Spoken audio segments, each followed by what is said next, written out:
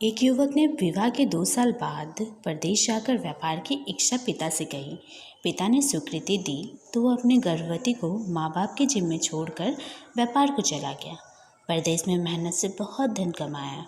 17 वर्ष धन कमाने में बीत गए और संतुष्टि हुई और वापस घर लौटने की इच्छा हुई।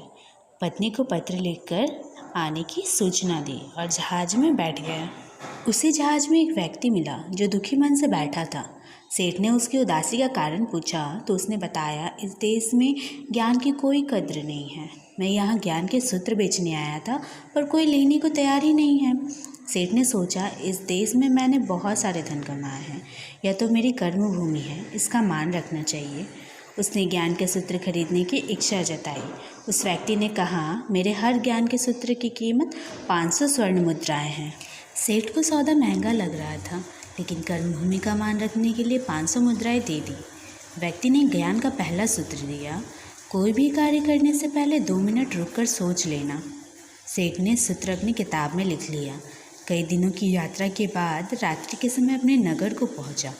उसने सोचा, इतने सालों बाद घर लौटा हूँ, क्यों ना चुपके से बिना खबर दिए सीधे पत्नी के पास पहुँच जाऊँ और उसे एक आश्चर्य उपहार दूँ। घर के द्वारपालों को मौन रहने का इशारा करके सीधा अपनी पत्नी के कक्ष में गया।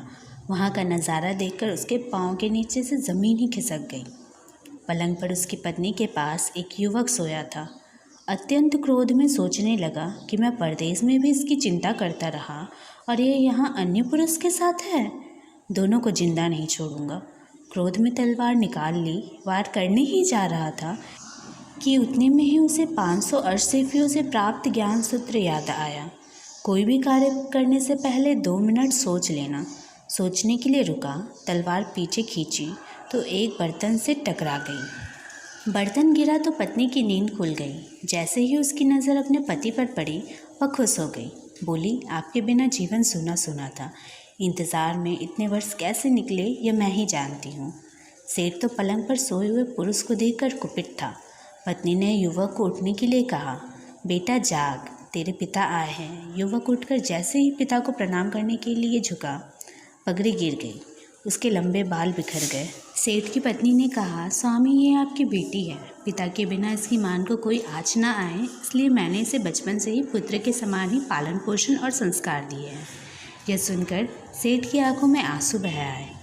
पत्नी और बेटी के गले लगाकर सोचने लगा, यदि आज मैंने उस ज्ञान सूत्र को नहीं अपनाया होता तो जल्दबाजी में कितना अनर्थ हो जाता।